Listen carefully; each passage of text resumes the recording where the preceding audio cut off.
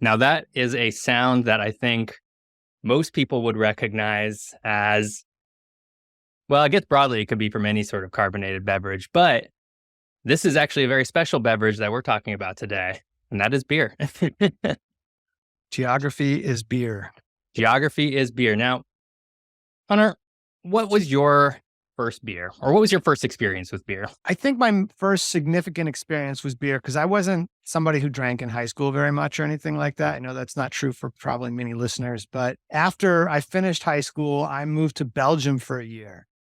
And so I was introduced to a fantastic world of beer living in Brussels and, all these different varieties. And that's where I learned about beer and learned to like beer. And, Belgium is a place with hundreds and hundreds of different, brands and lots of different varieties. And so I would really track my history of beer back to my year in Belgium. And Belgian beer has a particular taste to it, if I'm remembering correctly, right? It has a very floral taste to it. Well, I mean, it depends. I mean, they have, Stella Artois, which when I was living in Belgium was not marketed in the United States. And so that was one of the common drinking beers there, the common beers. And I thought when I came back, I'm like, I'll probably never have another Stella again. And of course that didn't end up being true because, several years later, maybe it was a decade, it became a very big brand here. But they have Trappist beers there, for example, which are brewed by Trappist monks, and they're stronger in alcohol, much stronger in flavor. They have Kriek, for example, which is a beer that's made with cherries. And so they have a number of different lambic beers that are made with fruits. One of the first beers I had was something called Rodenbach. And sometimes it's served with a little bit of grenadine, which is sweet corn syrup. So for somebody who wasn't drinking much beer, it was an easy way to start drinking beers by having a little sweetener in it. Well, so let me contrast that story with my first experience with beer. And I was very young. I think I was, probably under 10. And, as a kid, you often see your parents drinking, eating and drinking a lot of different stuff, right? And as a kid, and I'm sure you can attest to this, you have kids, they probably get curious about what you're eating and drinking and want to try it. And so I'm sure at one point, me and my brother were bugging my mom to, let us try some. And so what she did was she poured a little glass, just a tiny little glass that was, maybe a quarter full, just so that we could each have a sip. And so, I remember trying a little bit and just overwhelmingly despised it. I spit it out. And this is where it gets funny because as I recall what it tasted like, and by the way, I didn't have beer again until I was 23. I had alcohol, but I was like, I don't like beer. What I recall was that it was very extremely salty. Interesting. And as it turns out, what my mom did was she decided that she didn't want us to like beer. And so she loaded it up with salt and in the hopes that it would prevent me from enjoying beer, which it happened to do. Actually, I didn't start liking beer until I moved to Portland, which obviously, that was back in 2010, had a very big beer scene and still does today. And we'll talk a little bit about that today. But as everybody here can sort of attest to, we're going to launch into an episode sort of covering the wonderful, amber-hued world of beer. So strap on your beer goggles. But before we do that, let's get into some introductions. Hunter? I'm Hunter Shoby. I'm a professor of geography at Portland State University.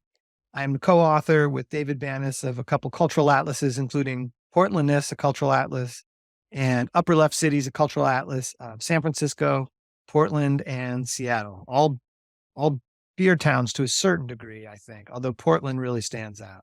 Yeah, it's interesting. And we'll talk about this a little bit. Sorry, I'll get into my introduction in a second, but the amount of beer cities really has increased over the last, decade and a half. A lot of cities have a lot more beer being brewed in them, which is very cool, I think. But we'll get to that. So we'll talk about that. Yeah, well, we're going to talk about that. My name is Geoff Gibson, co-host of this podcast. You probably find me on YouTube, and that's just youtube.com/geography by Geoff. And, that's where I just sort of make videos about geography. But we're really happy to have you here because this is where we get to talk endlessly about geography. And before, we move on this podcast, if you really like what Hunter and I are doing, then also be sure to check out our Substack where you can find more geography of the written word, as well as this podcast, as well as some potential or I guess I shouldn't say potential, upcoming future exclusive content for Substack as well. So that is geographyiseverything.substack.com. I think it's really cool. I really like it. I really like writing over there. The other thing before we get to the topic, because we have a sort of a meaty topic and this is a single parter, so we're going to keep this short, is as usual, if you're listening on Apple Podcasts or you're listening on an app that allows you to rank and sort of like, thumbs up, review, whatever, we really appreciate anything you guys can do for us in that regard. We really like seeing sort of the reviews come in. It gives me a little bit of a pick me up when I see another 5-star come in. So if you have it within your heart, you enjoy the show and you have the time, please do so. And obviously for our YouTube listeners, if you're not already subscribed, subscribe on YouTube and please like the video. It all helps. It all helps us.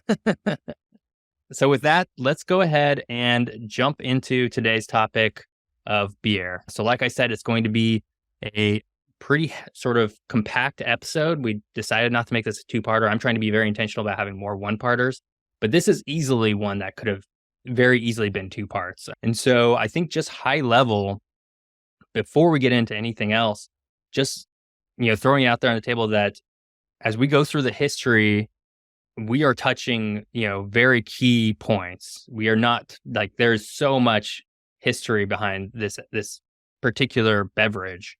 It really is quite amazing how far wide beer has come and how far wide it even started. We can only really hit the highlights. Yeah, we're only going to hit, and that's sort of usually the case for our episodes, but this is going to be particularly the case. So with that, I figured, let's go ahead and just launch into a little bit of terminology, just because we're probably going to use some of these words floating around here. So I guess the first one, just in case, I'm not going to presume that anybody that's listening is absolutely a fan of beer or even really knows what beer is. So as we're talking about beer, and this is going to be especially pertinent for when we're talking about sort of that early history beer, we're talking about an alcoholic beverage that's really just made by brewing and fermentation of cereals, which could be, any sort of grain, basically. And that means that there's sort of a difference as we're talking about some of these earlier beers, right? Then we have sort of hops. Obviously, I think hops is a pretty popular, well-known plant that is largely what gives beer its taste. In particular, its bitter taste. And so if you have I guess there's this scale, it's called the IBU scale. I can't remember exactly. International bitterness units. Bitterness units, yeah. So if you have one on the higher end, that usually means that it has a lot more hops or a certain kind of hops that was grown. Anything with imperial in the name of the beer is going to have like 90 or 100 IBUs, and then something more on the lager side of things will be closer to maybe 20 or something like that. Yeah, and this is the one that I cracked earlier. It's by Ex Novo. It's a hoppy Pilsner lager. It doesn't actually have the IBUs on it, though. They used to put that on there a little bit more often. I'm not seeing it quite as frequently as we used to. Yeah. Well, all right. Well, I was going to, try and illustrate it right there, but I guess I won't. Just moving on, because we're going to talk a little bit about sort of the beer making process, very high level. We'll just talk about some of the terms around that. So there's this thing that comes out of it. It's called the malt. And this is barley that's been germinated and then roasted. So I think, it's not uncommon for people to hear about coffee roasting the beans. So it's kind of done in a similar manner, right? And then from there, you get something called the wort, W-O-R-T, which is a sweet liquid derived from the starches within the malt being broken down. So it sort of gets ground down and it creates this sort of liquid.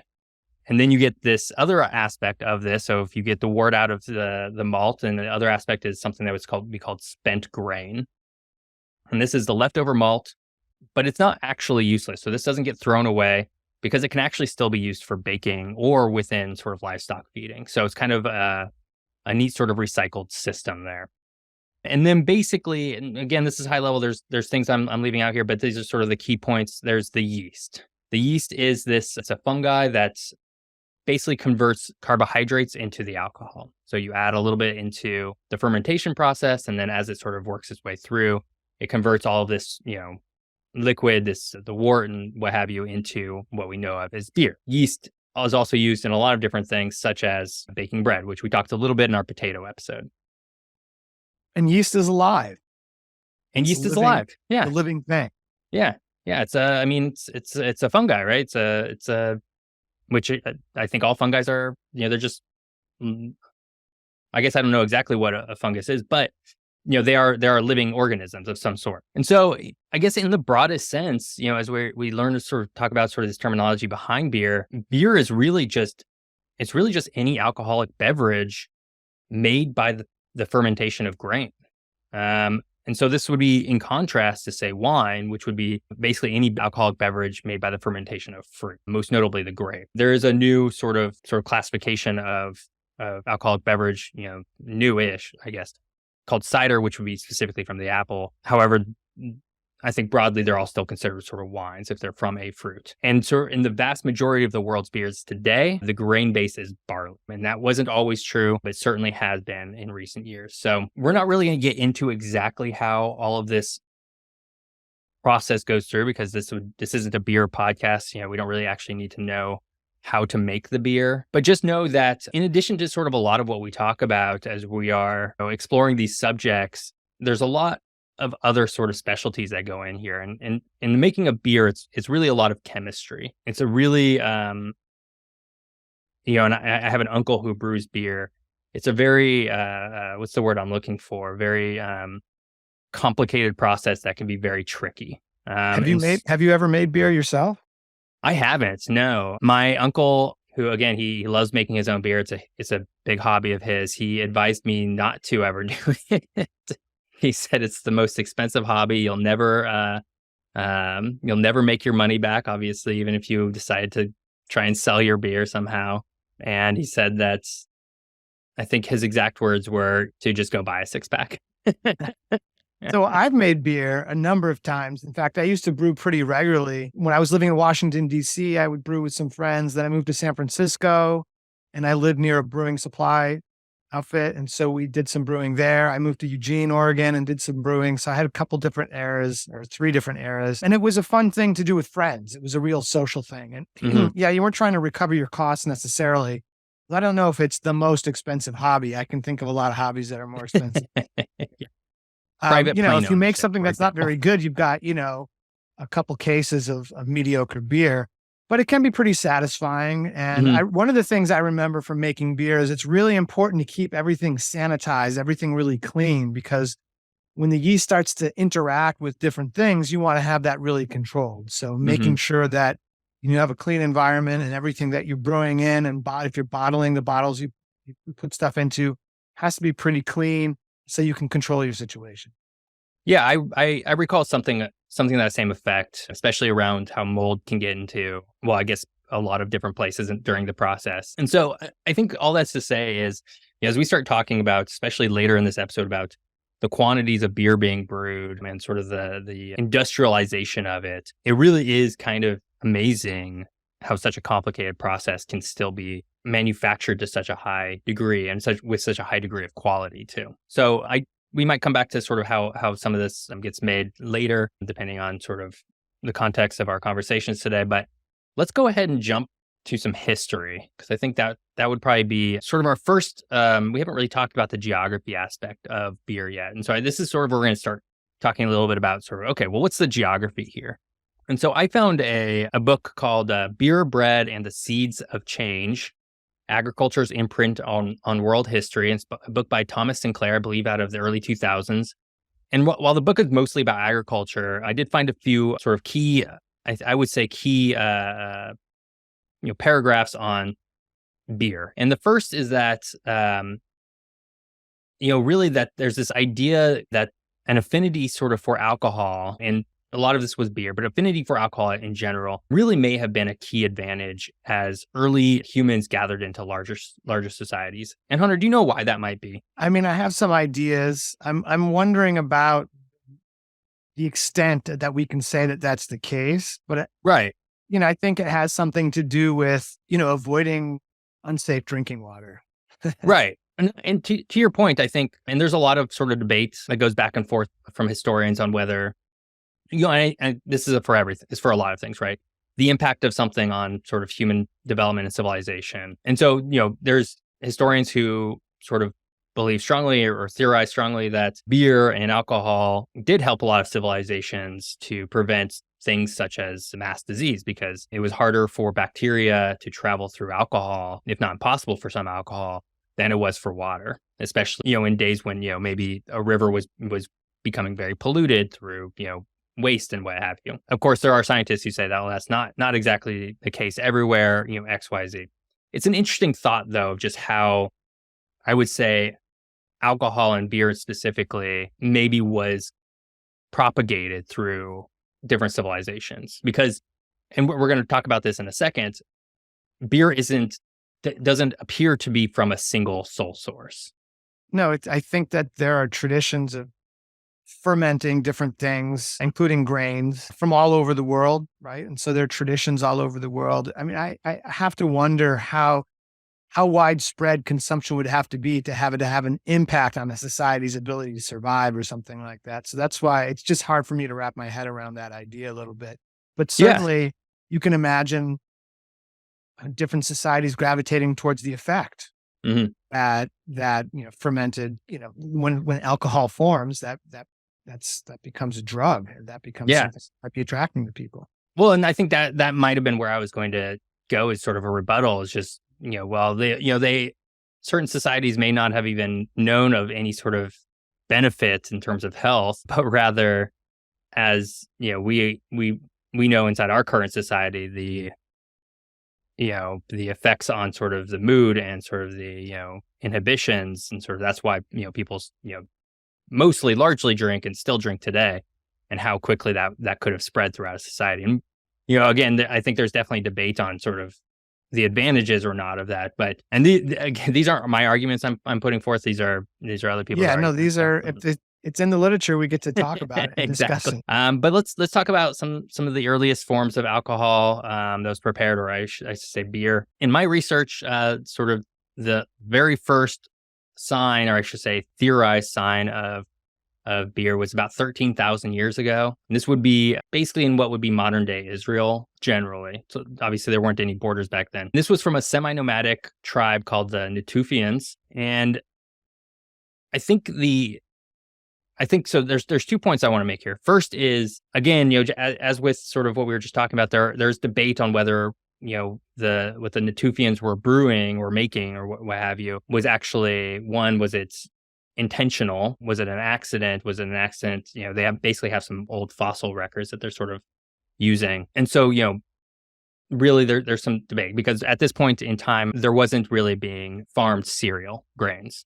And that didn't come for another, 1,000 or 2,000 years at this point. The next thing is that, if they were brewing beer, the beer that was being brewed had a consistency that was probably closer to that porridge or gruel. So imagine, you're drinking your beer, but you're not actually drinking it. You're more shoveling in sort of a sloppy, gloopy mess. To me, it changes the appeal of it a little bit.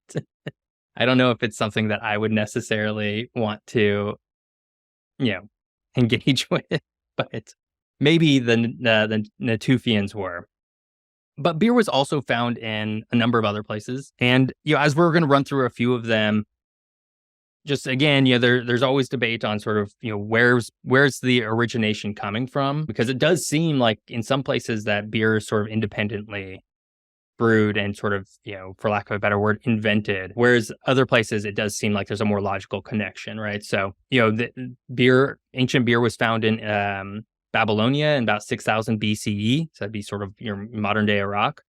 This is one of the places where agriculture was first practiced, where grains Exactly. were Mhm. first domesticated. So it sort of makes sense, apparently, and it works its way into mythology and to Mhm.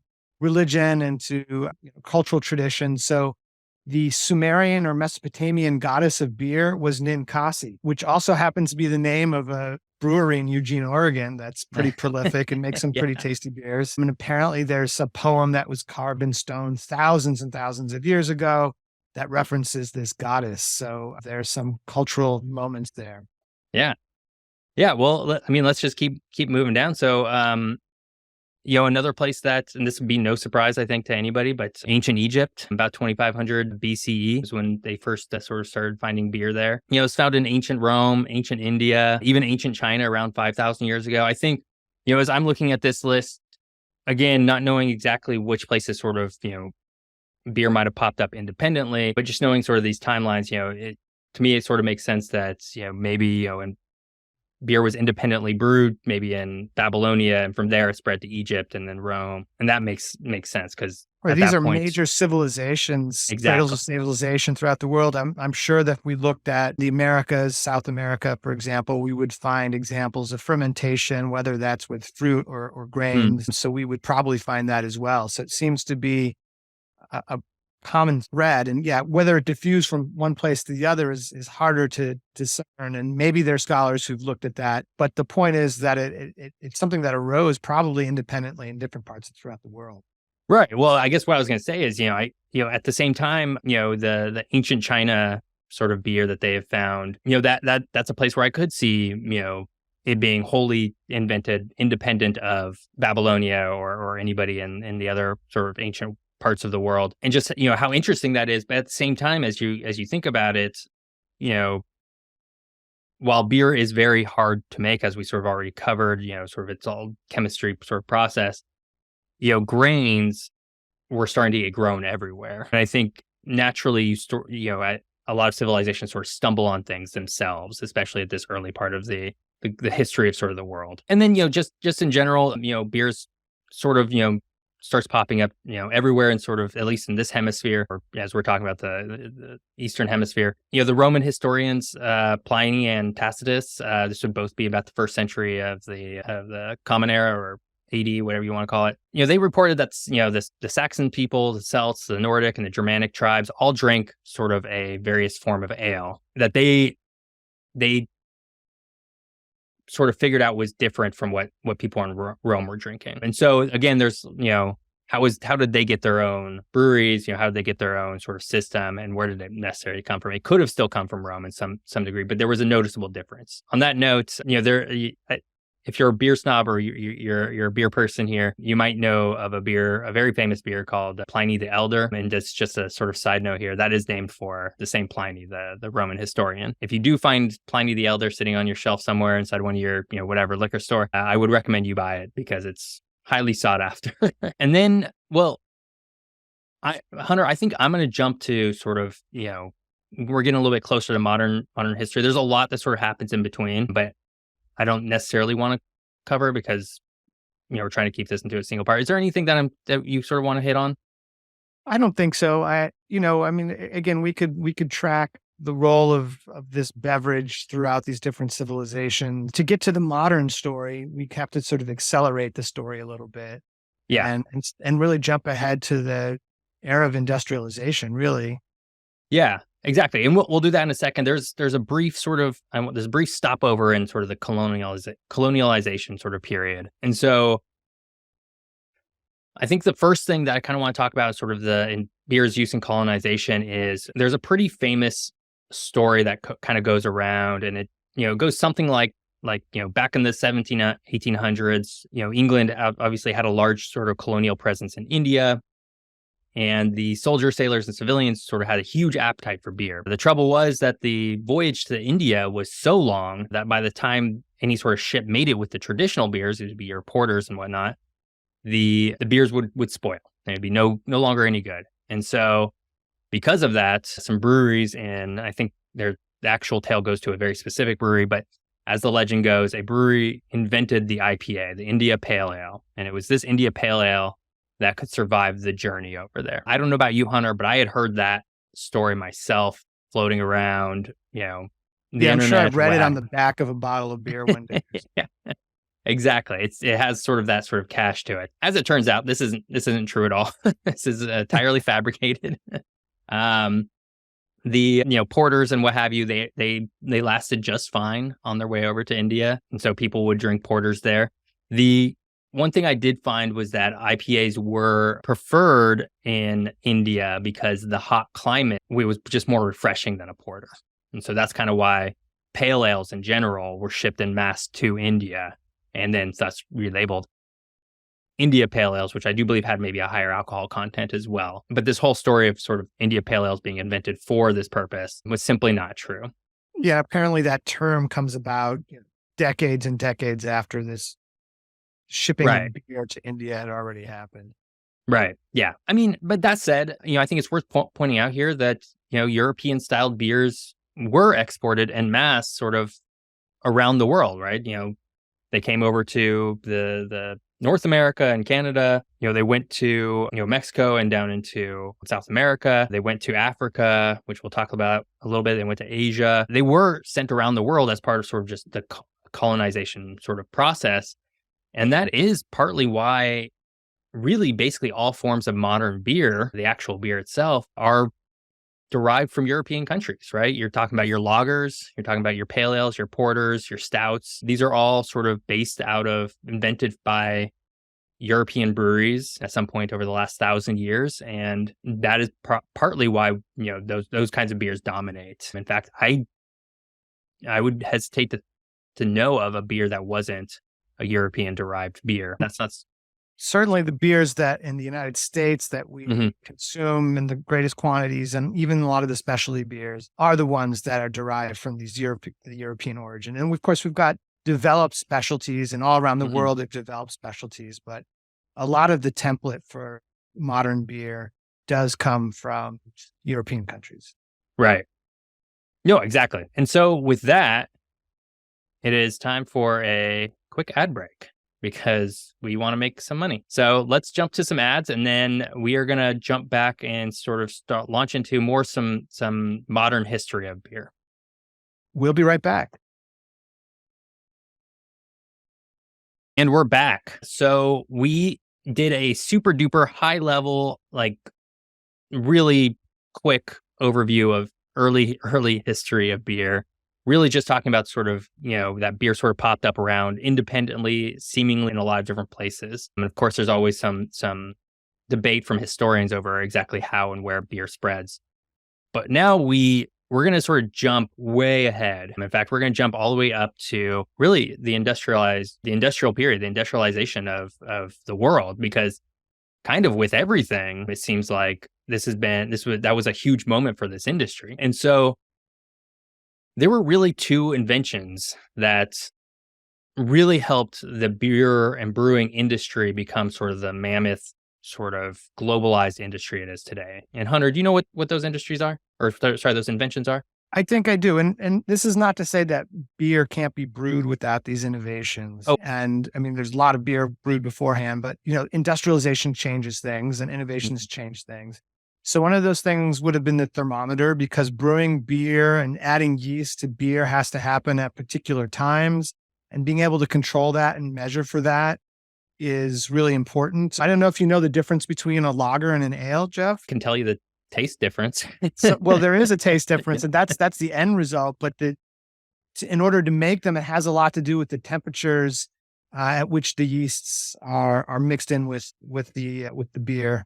And so ales are top fermented and Mhm. usually fermented at a higher temperature, and lagers are bottom fermented and fermented at a lower temperature. And sometimes those things get mixed around a little bit. Like we Mhm. might talk about steam beer at something which is a lager yeast that's fermented at a higher temperature. But anyways, thermometers are pretty useful for being able to mass produce beer. Yeah, and I think, as we were talking a little bit high level about sort of maybe some of the processes that go into beer, we were talking a lot about chemistry and everything. You know, thermometers hugely important in really ensuring that there's the quality and consistency of sort of your product, right? And I think that's a large part of really what almost everything comes out of the industrialization period is a there, the expectation, sort of what's coming out for better or worse, all of a sudden becomes a lot more standardized. And the thermometer really helps enable that, because then you can get very precise with sort of, I guess you know exactly at what point things need to start happening. But there was another invention that is also very important. Well, Yeah. particularly for lagers, refrigeration probably comes into play, because you've got to be able to create that at lower temperatures. And so, refrigeration allows that to happen year round, basically.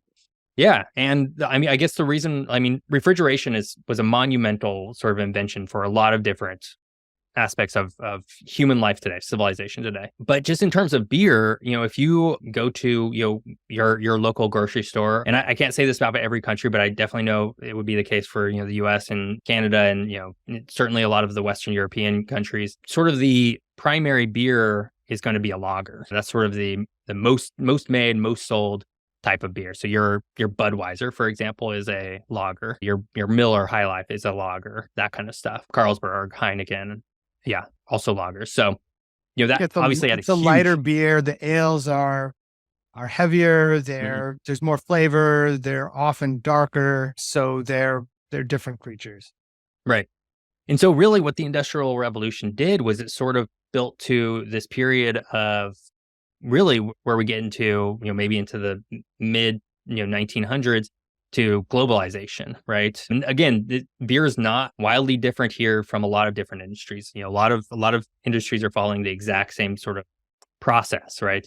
From industrialization to standardization to globalization. And so, brewing in sort of the 20th century, starting in the 20th century, became sort of a large scale industry. And, I remember, growing up in LA, I don't exactly remember where, but off of one of the, many, many freeways down there, you would drive by, I think it was a Miller plant, and he would just have just really massive tanks, just huge tanks. And there would be, maybe a dozen of them all lined up. And I remember two things from that. One, just the sheer scale of how much beer they were brewing out of that facility must have been absolutely ginormous. And two, the smell that came off, it was not super enticing, if I recall. It's a very distinct aroma. It is a very distinct aroma. But this is sort of the era where, you start seeing these brand names of beer starting to pop up, right? So, I just talked about Miller, obviously one of the first early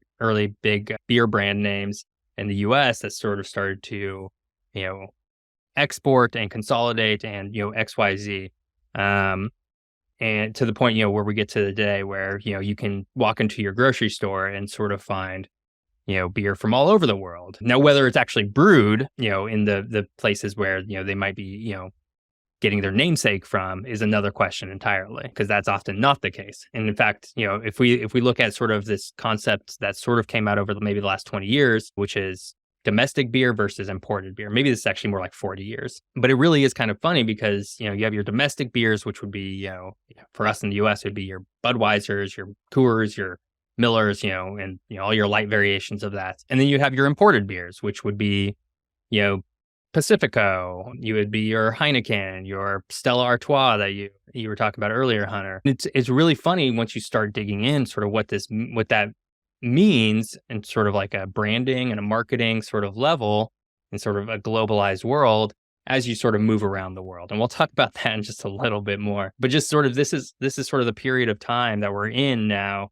that beer is really starting to go global in terms of branding and all this other stuff. And that sort of leads us to, well, really this, we talked about Miller, we talked about Coors, we talked about Budweiser a lot already, but there comes a time when there's becomes sort of a consolidation of breweries. Well, let's step back for a second and look at the United States in particular, since that's where we're podcasting That's where we're from. based, yeah. And, beer was very popular, I think, in the United States in the early formation of the country. In fact, in my research, I saw that it took until the year 2015 for the United States to have more breweries than it did in 1873. Oh, wow. I did not And find of course, at that point, there's not mass impressive. production. So it's also part of industrialization that there'd be lots of different things. And also you didn't have the refrigeration that could bring these lagers all over the place and this kind of thing. We kind of skimmed over this German beer purity law of 1516, which is, I think, still pretty well known.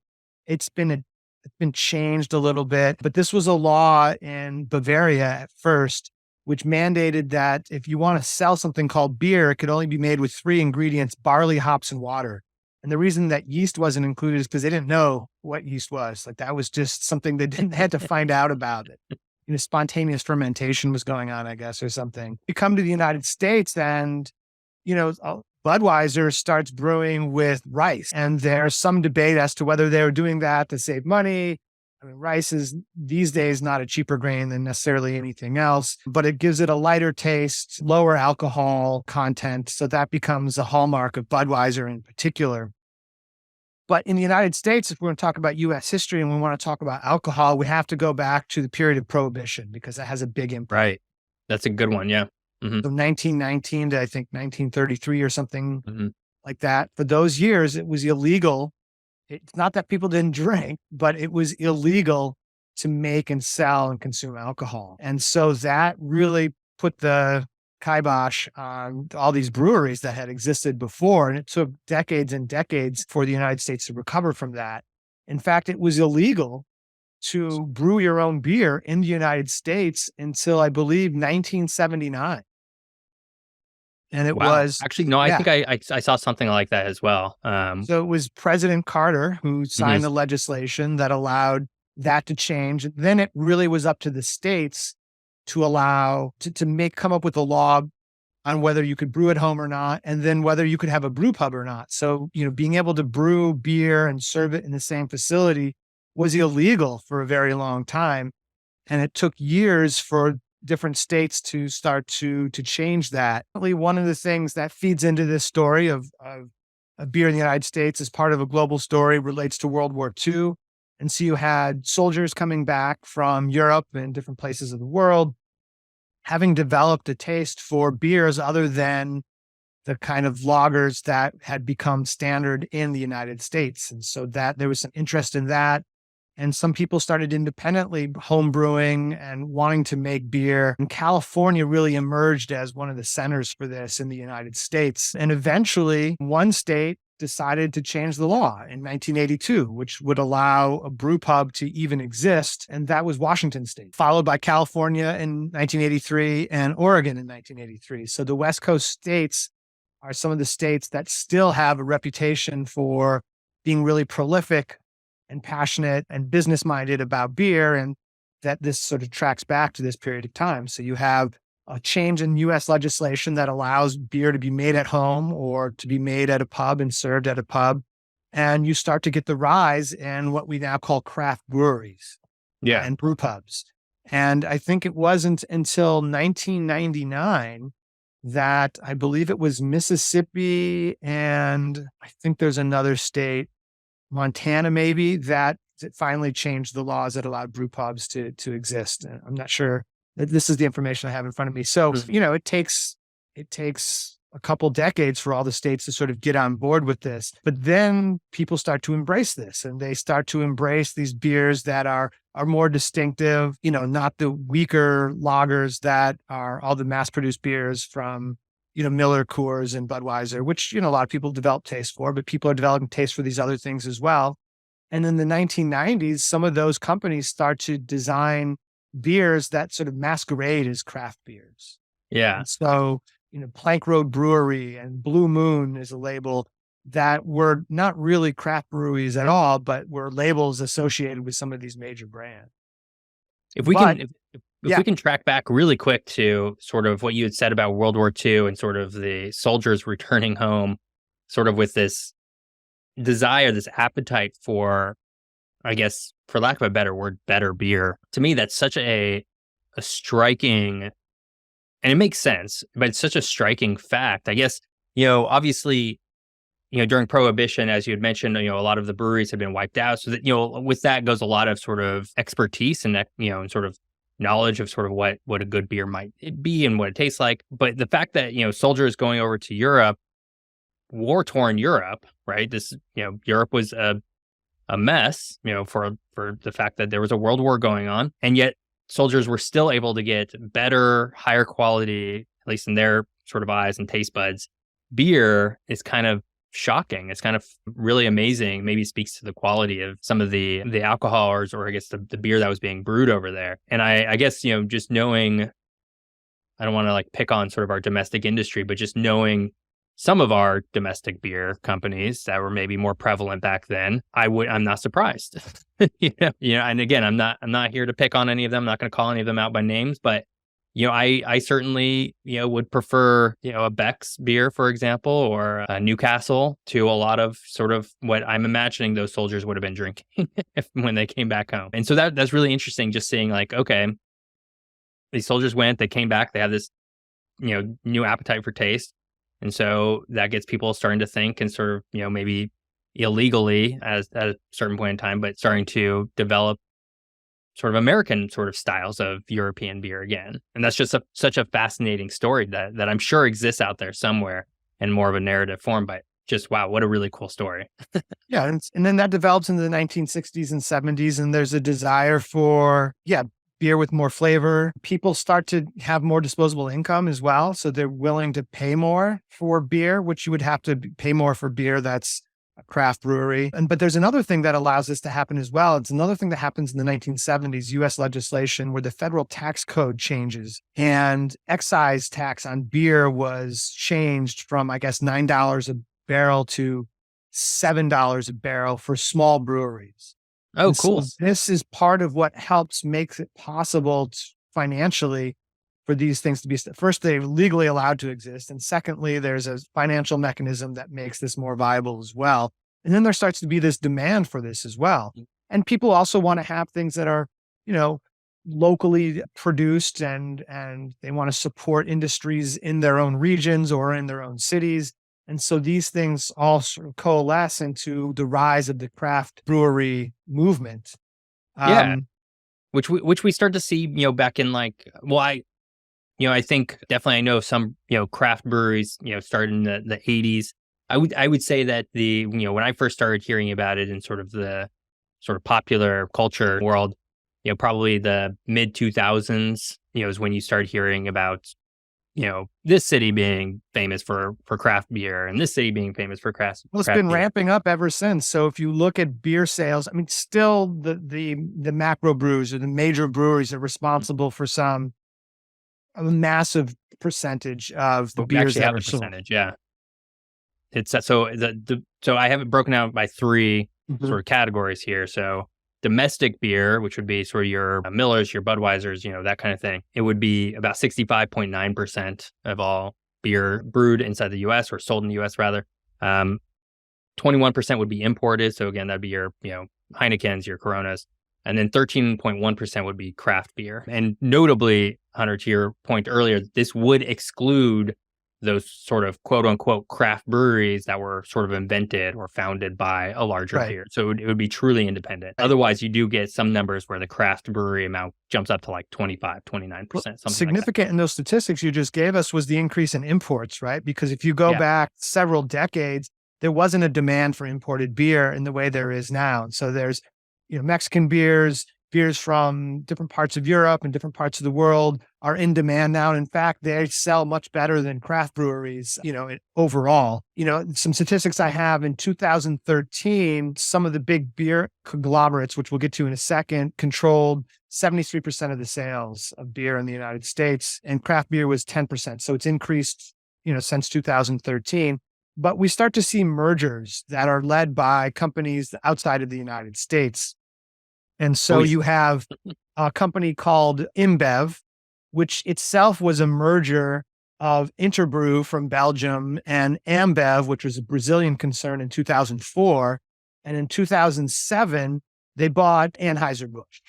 So this which is company is now known as Anheuser-Busch InBev, and is by far the largest beer retailer in the world that yeah. controls more breweries and more sales of beer than any other company by kind of a long shot. Then there was And if you also didn't, what's if that? if people don't know, Anheuser-Busch it's Budweiser, because I think that might be a little less known, I guess today, as most people just see Bud Light, that kind of stuff. But yeah, that would, obviously at one point, Budweiser was, a huge brewery, a sort of US local, quote unquote, brewery. And then now it's, owned by this Belgian sort of That's right. And conglomerate. it's still brewed in the United Still States, brewed but it's here. Yeah. controlled by this company that is headquartered in Belgium. There was also Miller and Coors at one point merged, and then that was eventually purchased by. There's a deeper story to each of these Hmm. mergers, and there's a lot sort of moving parts. But in 2009,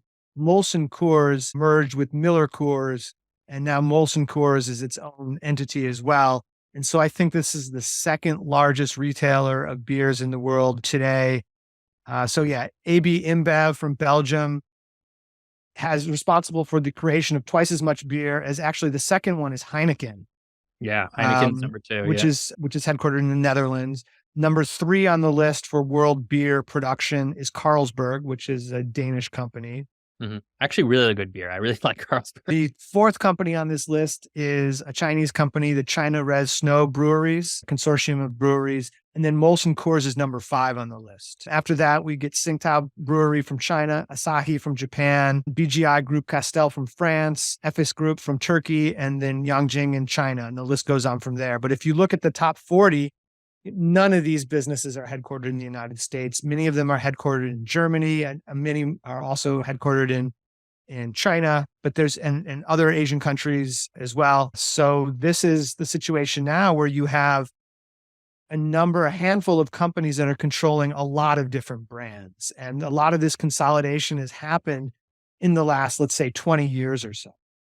Yeah, I think what's most surprising to me is not, as I'm looking at sort of a top 10 sort of brewery list. One, obviously, I think most people who are based here in the US would assume that at least one US company would have been, one of the top breweries. And maybe that was the case when Budweiser was independent. I don't have those stats in front of me. And I guess, Molson Coors is, kind of Canadian and US based, though I think they are headquartered in Canada. But I think for me, the other big one that's kind of surprising is, that there's no really large Mexican breweries represented there. I would have assumed that they would have been much larger, just based on how prevalent their beers do seem to be within the It could United be that those States. brands are it must be controlled by some of these other Could be companies, because as I'm not seeing this list on here anywhere. yeah. A Mexican company on this list of top 40. So, No, you're right. um, It could be that Corona, very well could be owned by, AB InBev or something like that. That would not be surprising. I think that just goes to speak towards the fact that there's been so much consolidation within the industry that it's kind of been hard to sort of track who's buying who and sort of who is owned by who. And we can even talk about with respects to the craft beer scene, where a lot of our local breweries here in Portland, which, there was a number of very famous ones, are now part of AB InBev. yeah, so Corona is also an AB InBev company, There we go.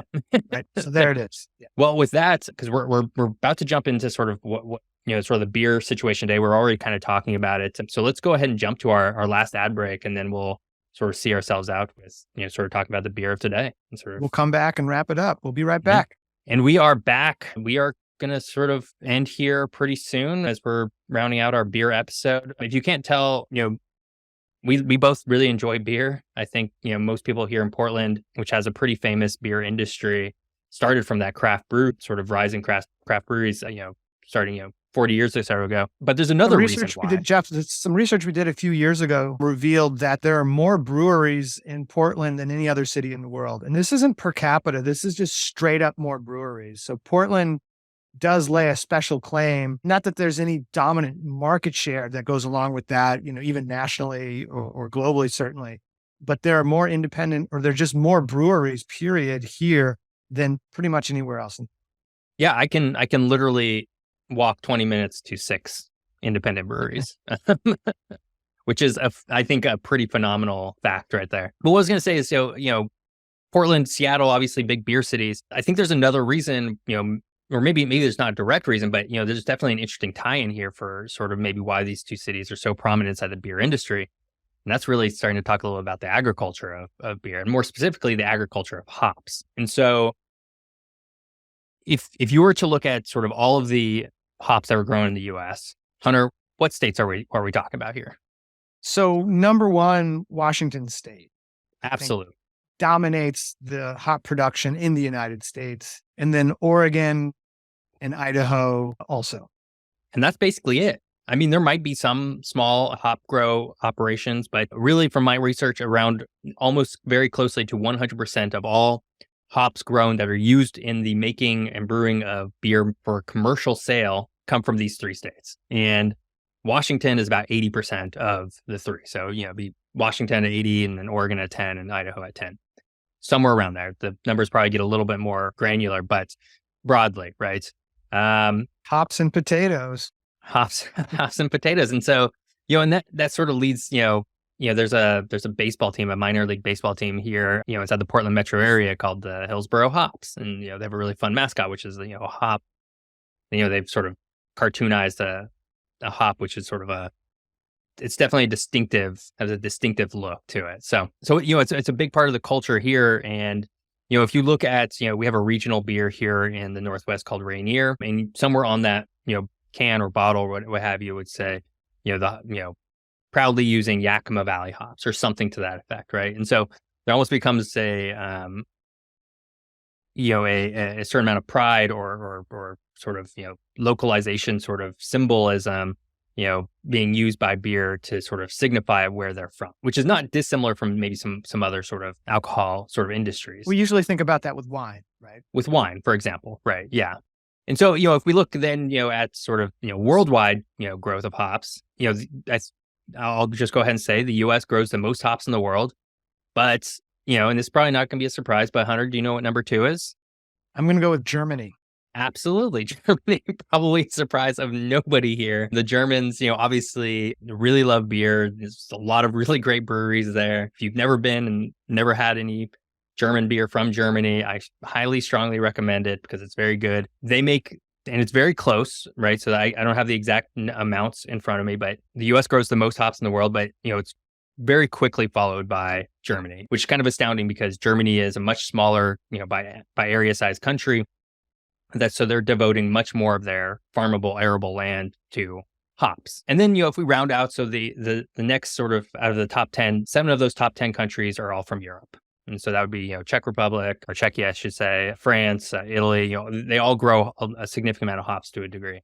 The only other 2 countries that aren't from Europe and aren't the United States that grow hops in any significant amount are Australia and New Zealand. Otherwise, there's not a whole lot of hops being grown elsewhere in the world. And it's a sharp drop off from the top 2 to the rest, right? These aren't, it gets pretty low down there. So, if you start to think about, some of these really large companies that we were talking about. So, let's talk about, I think it was Snow Brewing in China. That was the 3rd largest brewery. They're importing a lot of their hops from the US. And so, it just speaks to sort of the globalization of the agriculture around hops. We're used to have this beer that is really, I think, at least a regional beer. I haven't seen Snow beer basically anywhere, at least in the United States or Europe. So just kind of interesting sort of global effects of the agriculture there. So, I think with that, we've talked a lot about sort of beer today and sort of where it's coming from. We talked a little bit about sort of the split between domestic, imported, and craft beer. So let's talk a little bit more about sort of, who's consuming the most beer, because that's kind of interesting as well. And so, as we sort of been, laying stats on we've sort of talked a lot about, so, the largest beer company in the world is this company AB InBev, and they're based out of Belgium. We've talked about how US grows the most hops in the world. We've talked about sort of Germany having the 2nd most hops, and we've talked a lot about German beer and just sort of, how great it is. But if I were to ask you, Hunter, who drinks on a per capita basis the most amount of beer in the world, do you have a guess? I mean, the countries that I would guess, and I have the list in front of me, so I'm not gonna cheat, but I would guess that Germany and Belgium would be really high on that list. And I would only be partially correct in saying that.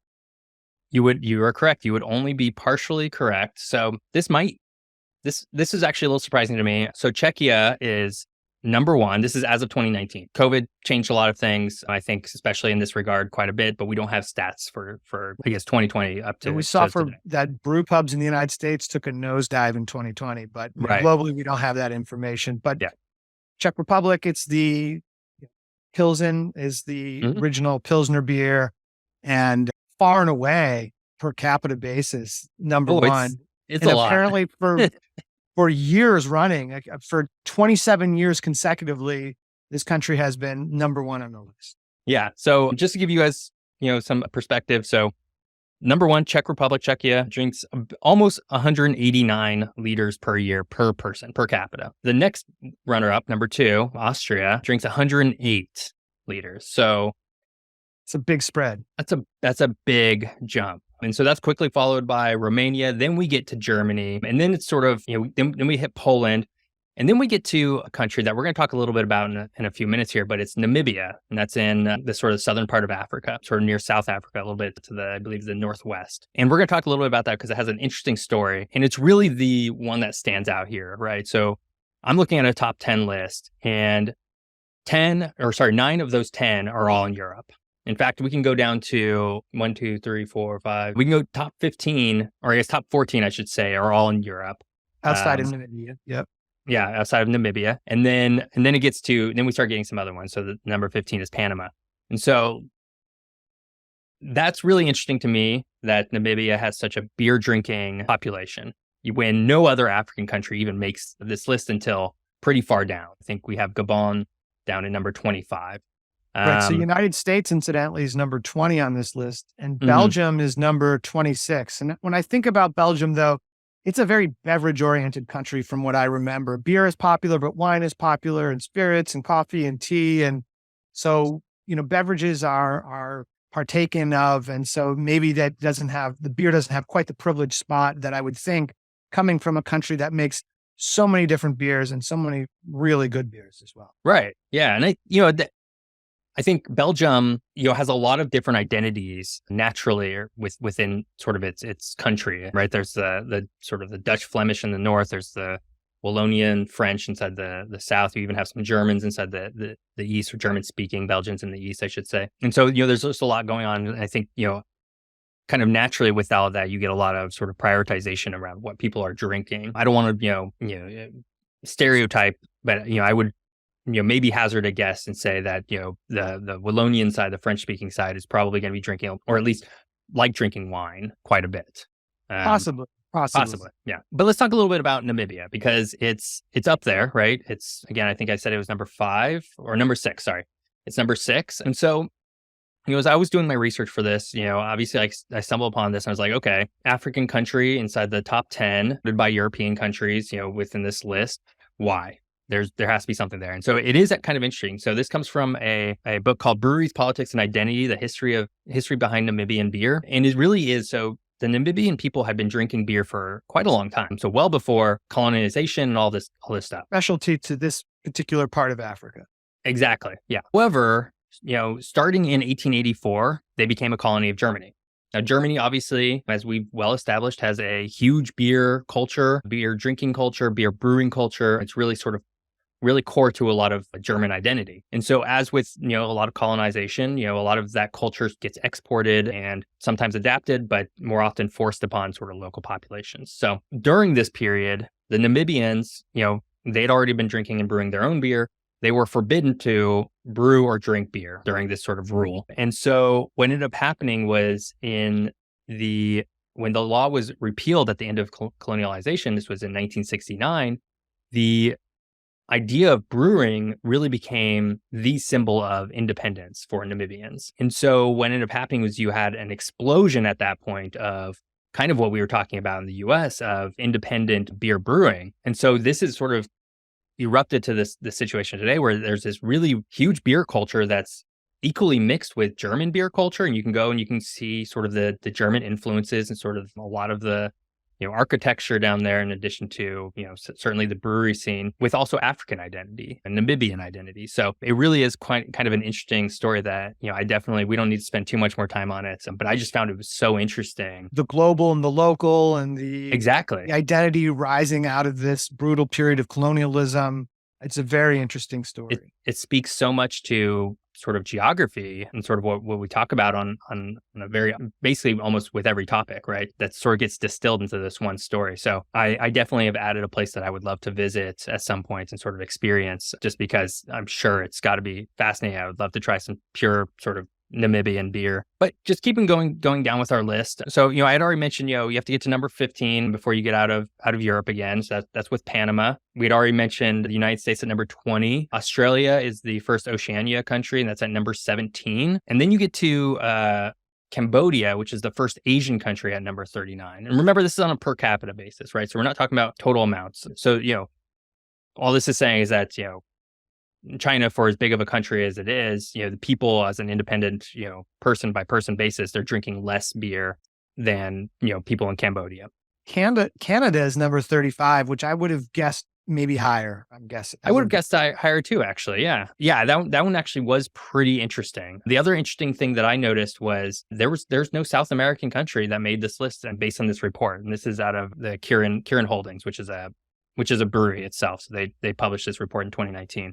Right. So this Japanese brewery, and they rank number 13 on the list of world's largest beer companies.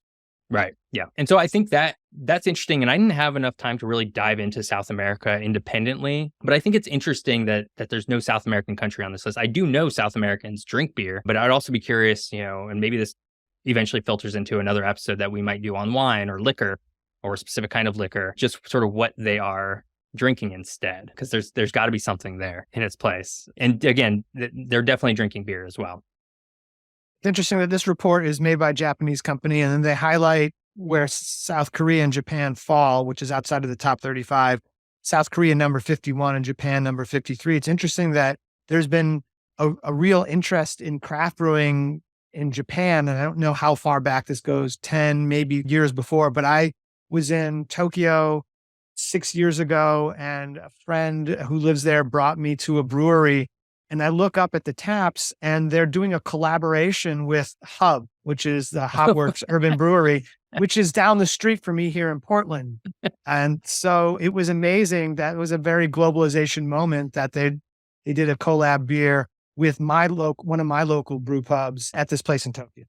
That's funny. And I have heard that, and I don't know how much this, persists to today, but, in the mid, 20 teens that Japan, or maybe it was more localized in Tokyo, did have like a fascination with Portland at one point. And I think, there was I've seen some, photos of a specific bar, maybe it was actually a brewery, I'm not sure, where you could, have and try different kinds of Portland beers. Yeah, there's a Portland themed beer, Mhm. Portland themed bar there. I'm not sure if it's there Yeah. anymore. I know opened who's Japanese, who worked in the United States for several decades and went back to Tokyo and opened a Portland style coffee shop.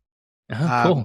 so an interesting connection between Portland and Japan. One thing to say about Japan is that there's not a culture there of going out and drinking without food, right? So like, in the It's United States, you might in Oregon, you have to serve food at bars and things like that. It's a law. But, there's a culture in the United States of going out and drinking and not necessarily having anything to eat with that.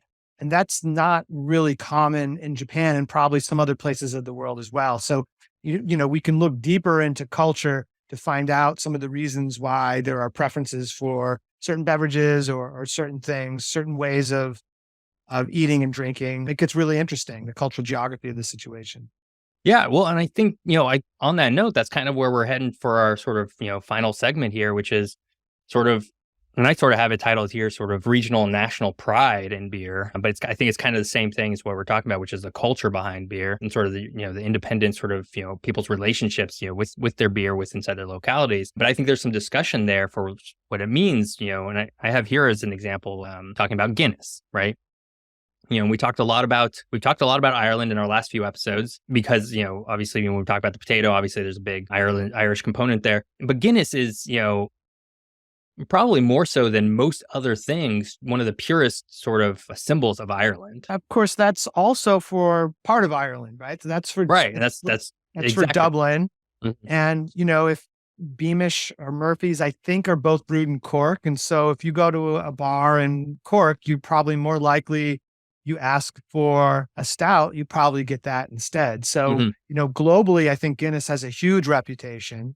Right. But of course, once you dig deeper into a particular place, and I think we would find this in most countries you could go to, that there's these regional variations that people take a lot of pride in. And certainly that stories in the United States. I mean, one of the beers that Portland, I think, was involved in developing is sometimes called Cascadian Dark Ale, which is a really, a hoppy dark beer.